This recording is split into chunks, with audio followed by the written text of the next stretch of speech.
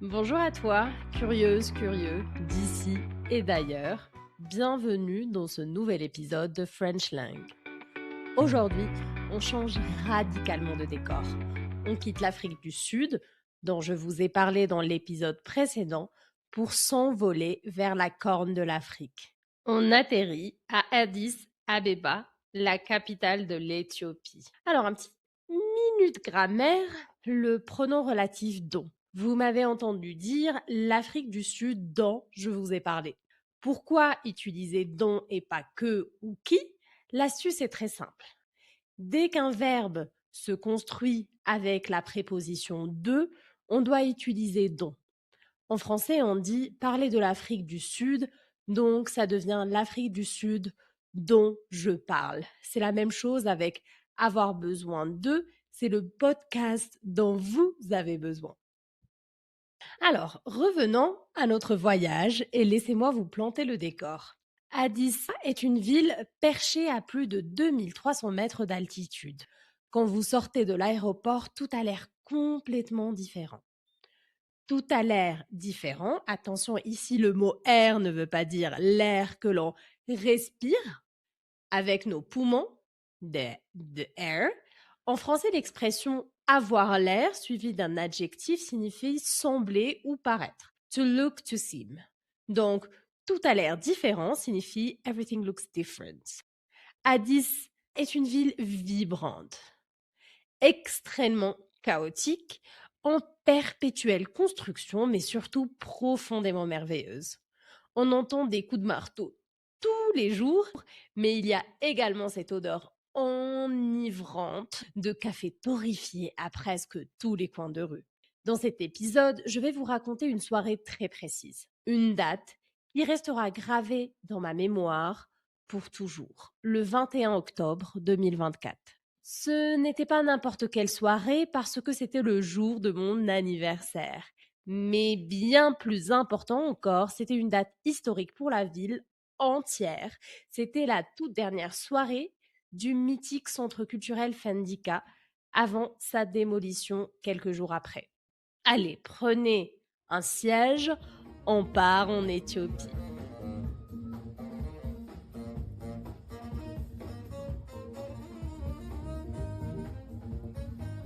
Pour comprendre l'intensité de cette soirée du 21 octobre, il faut d'abord que je vous explique ce qu'est Fendika. En amharique, la langue éthiopienne, Fendika veut dire réjouissez-vous. Historiquement, c'est ce qu'on appelle un azmari beth. Un beth, ça veut dire la maison, et un azmari, c'est un musicien traditionnel. Imaginez une sorte de poète musicien, le rappeur ou le slammer de l'époque. L'azmari joue d'un instrument à une seule corde, le masinko, et improvise des poèmes pour se moquer gentiment du public ou faire des blagues. C'est interactif, c'est drôle et c'est vraiment vivant.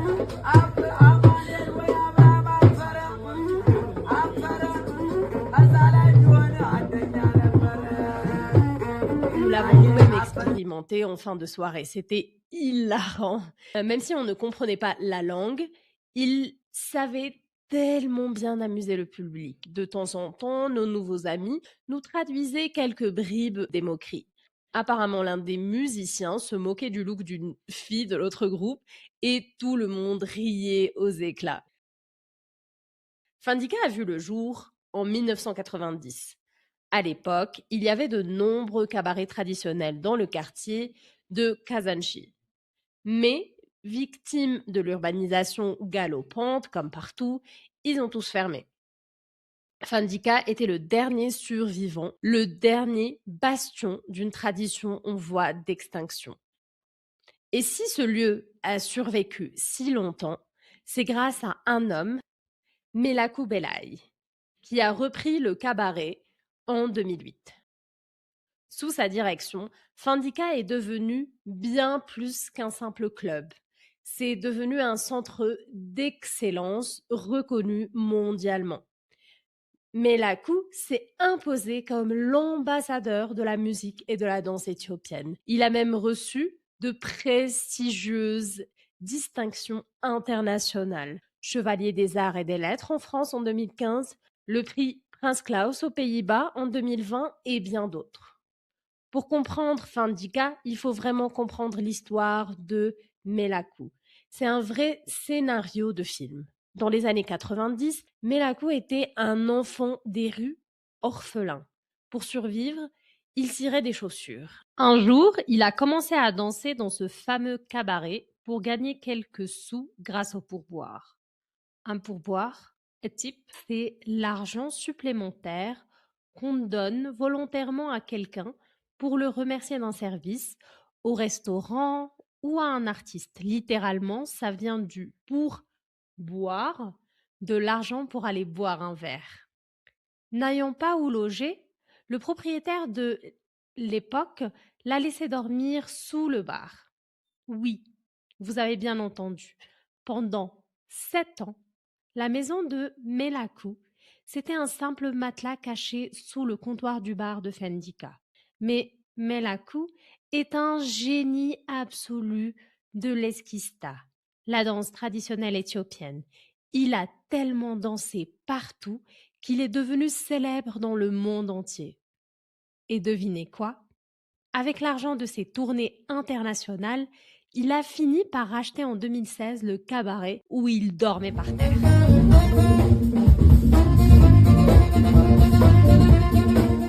À mon avis, l'histoire de Fandika, c'est celle d'une révolution par la dignité. Ayant lui-même survécu uniquement grâce au pourboire, pour la toute première fois, les musiciens et les danseurs ont eu un vrai salaire régulier. Il a sorti les artistes de la précarité. Avant la fermeture du lieu, Fandika comptait 47 employés et plusieurs d'entre eux dormaient même sur place, trouvant un refuge sûr dans ce centre culturel. D'un simple cabaret, il en a fait un carrefour mondial où l'ethio-jazz rencontre la poésie et les arts visuels. J'ai eu la chance incroyable de croiser Melakou le jour de la fermeture. On a discuté pendant à peine quelques minutes. Je lui ai dit que c'était mon anniversaire et que mon vœu le plus cher était que ce lieu continue d'exister. Honnêtement, avec le monde qu'il y avait, je suis certaine qu'il ne se rappelle pas de moi. Mais moi, son énergie, son aura et ses paroles m'ont profondément touchée. Toucher quelqu'un, en français, to be touched, moved by something, someone, le verbe toucher n'est pas seulement physique. Au sens figuré, ça veut dire émouvoir profondément.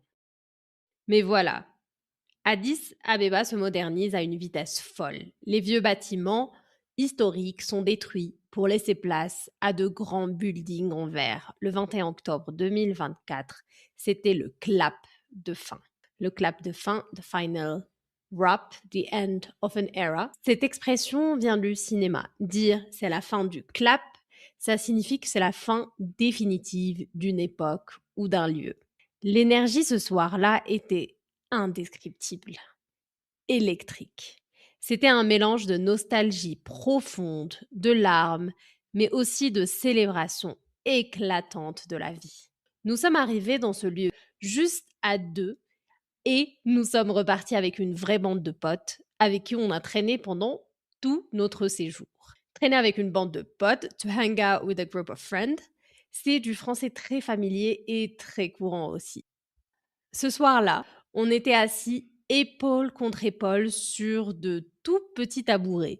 Autour de nous, un mélange incroyable de locaux, d'artistes éthiopiens, d'expats et de voyageurs. Sur les tables, il y avait du tej. C'est le vin de miel traditionnel éthiopien, servi dans une petite bouteille en verre qui ressemble à des fioles de chimie. C'est jaune, délicieux, doux sur la langue, mais attention, c'est trompeur. Ça monte très vite à la tête. En 5 minutes, grâce à la chaleur et l'hospitalité légendaire des Éthiopiens, j'étais en train de discuter avec tous mes voisins de table et de tisser des liens.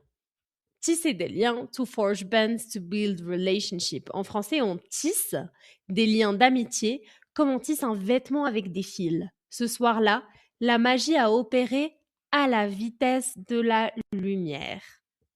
Cette hospitalité, on la ressent surtout quand quelqu'un vous donne à manger avec sa main. Oui, directement avec les doigts. C'est une tradition éthiopienne très chaleureuse. Nourrir son convive à la main symbolise l'amitié, le respect et l'affection. Cela s'appelle le gursha. C'est une façon magnifique de rapprocher les gens.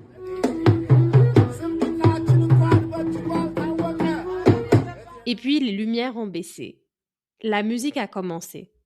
Un mélange incroyable de jazz et de sonorités éthiopiennes, ce qu'on appelle l'ethio-jazz. La salle entière s'est mise à vibrer. Il faut absolument que je vous décrive cette danse. Ce n'est pas juste bouger les pieds, l'énergie se concentre principalement dans le haut du corps. Leurs épaules tremblaient et vibraient à une vitesse folle. On a l'impression que leurs os sont en caoutchouc. Et puis, il y a ce mouvement de tête rapide, de bas en haut, de gauche à droite, où tous leurs cheveux s'envolent dans les airs. C'est hypnotique, c'est libre. S'envoler, to fly away. Normalement, les oiseaux s'envolent, mais on utilise aussi ce verbe de façon poétique pour les cheveux quand ils sont emportés avec un mouvement très brusque. Au cours de la soirée, mes nouveaux amis ont découvert que c'était mon anniversaire. Comme par magie, la nouvelle a circulé de table en table. Soudainement, la fête historique de fermeture de Fendika est devenue en partie ma propre fête d'anniversaire. La salle entière célébrait avec moi. J'étais tellement émue. Je dois vous avouer qu'à ce moment-là, le fameux Tej avait déjà fait son petit effet. J'étais tellement ancrée dans le moment présent. Et le truc incroyable, c'est que danser en bougeant les épaules, ça fait aussi partie de ma propre culture nord-africaine. Chez moi aussi, les épaules parlent. C'était comme retrouver un bout de mes origines, un bout de ma maison à l'autre bout du monde. Alors, lâcher prise, to let go, to surrender to the moment, c'est oublier le regard des autres et se laisser porter par l'instant présent. Alors, j'ai totalement lâché prise. J'ai laissé mon corps s'exprimer au rythme des tambours. J'ai tellement dansé ce soir-là. Et devinez quoi, je me suis même retrouvée sur scène. Alors, se retrouver, c'est un verbe pronominal. Le verbe trouver veut dire to find, mais se retrouver veut dire finir dans une situation de manière inattendue. To end up. Je me suis retrouvée sur scène. Oui, je me suis retrouvée sur la scène mythique du Fendika. Mes épaules tremblaient et mes cheveux qui s'envolaient sur de l'ethno-jazz. À mes côtés, 3 filles devenues mes amies en quelques heures. Je me suis arrêtée 1 seconde, j'ai regardé autour de moi, j'étais sur scène, à des milliers de kilomètres de chez moi. J'assistais à la disparition d'un lieu mythique, entouré de gens que je ne connaissais pas 2 heures plus tôt, et je me sentais profondément à ma place. Ce soir-là, Fendika a fermé ses portes matérielles. Les murs sont tombés quelques jours plus tard, mais ce lieu a ouvert une porte immense dans mon cœur. J'ai compris pourquoi Melakou s'était battue toute sa vie. La culture ne sert pas juste à faire joli, elle sert à rassembler les humains pour qu'ils ne fassent plus qu'un. L'histoire aurait pu s'arrêter en 2024, mais l'acharnement de Melakou a porté ses fruits. Porter ses fruits, to bear fruit, donnait un bon résultat après beaucoup d'efforts. Un nouveau bâtiment sera construit et s'annonce comme le nouveau poumon des arts éthiopiens. Remplacera-t-il l'âme du lieu original? Je ne sais pas, mais il tentera de préserver les traditions musicales du pays. En attendant, c'est le Hayat Regency d'Addis Abeba qui offre une scène temporaire à l'esprit Fendika. Je n'oublierai jamais l'odeur de l'encens, le goût sucré du Tej, nos têtes et nos épaules qui dansaient ensemble sur cette scène en bois. Et par-dessus tout, je n'oublierai jamais la générosité des inconnus devenus ma famille pour une nuit. C'était sans aucun doute le meilleur anniversaire de ma vie. Merci d'avoir partagé ce souvenir si intime avec moi aujourd'hui. N'oubliez pas nos mots du jour, pourboire, le clap de la fin, tisser les liens, lâcher prise et l'importance de se retrouver.